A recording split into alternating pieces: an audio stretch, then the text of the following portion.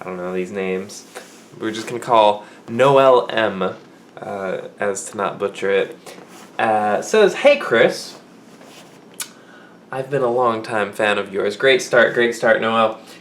I'd like to know, aside from the videos, what kind of work you do. I'm entering FIU's music program, and, well, it'd be cool to know what else you do to support yourself." That's a great question, Noel. So, obviously, I don't just do YouTube videos. I have other means of income. At this point, I just graduated, just under a year ago, and my goal is not to have a great big savings fund or anything like that, or be making huge investments. Right now, I want to pay rent and eat food. And if I don't have to get a 9 to 5, then I've already succeeded, So the YouTube videos, at this point, I make some money from those. I make some money from the Patreon supporters. It's important to note that the Patreon thing, it says, like, right now it's maybe $250, it says, per video, but most people don't have their maximum, just whatever. Most people say, like, once a month donation, so it's really more like, ends up being like $100 averaged out per video. So, like, my rent is $800, that's certainly not the whole deal. So you're right, there's more to it. I do some lessons, but I don't really need to do those, and it's a lot of traveling. I live in the middle of nowhere, basically, so I can record. Right now it's 1:18 a.m. And it doesn't matter how loud I am! Like, there's nobody around. There's a couple deer outside. I just posted them on my Instagram. Anyway. So the lesson thing is cool. I do like online lessons, but it's not really as personal as I'd like it to be, and the live ones are fine, but I have to travel, so there's that. The performing is a big chunk. I haven't performed yet this year. I think that's true. So it's the end of February, and I haven't gone out yet. But the next 2 months, I'm traveling extensively and doing 3 or 4 shows a week. And that'll kind of put me in a place where I can take another couple months off and work on new music and do that. So that's another part, is performing live. That, at this point, is the most lucrative. I kind of made a name for myself that way, and so people request me and I get money, and it's good.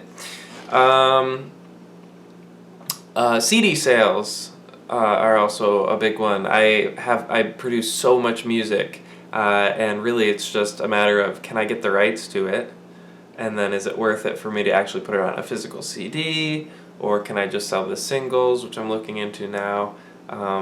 At this point, I basically have different categories of songs, and I produce them without thinking about putting them on an album. I produce them for YouTube, and that's it.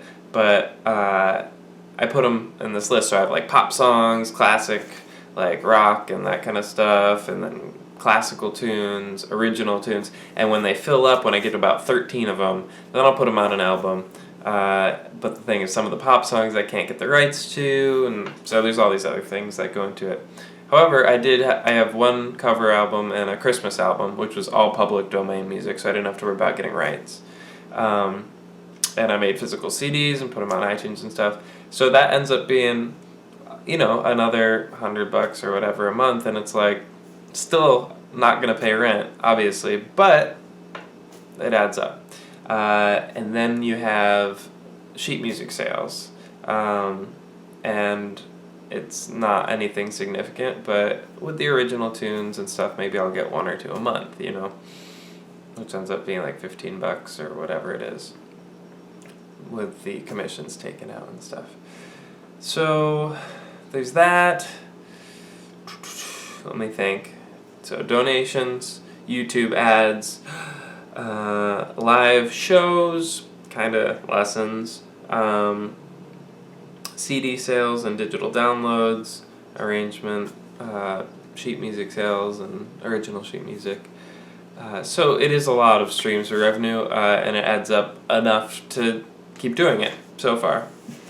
I assume they'll all grow organically, and maybe I'll add some other things along the way, some sort of merchandise or like, I don't know.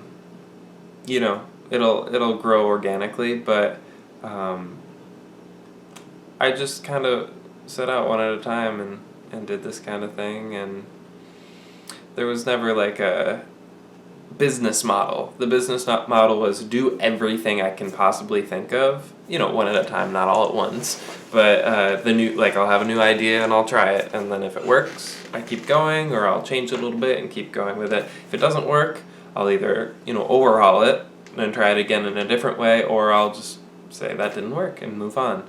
Kind of the online lesson thing, it just wasn't really working for me, and so I still offer them, but I don't really schedule them out because it didn't really work for me. But other things, like the YouTube thing, it really works. So, I promise, from now on, these aren't going to be so long-winded, but that's kind of a in-depth question. So, thanks, Noel. Keep the questions coming, and I'll see you next time.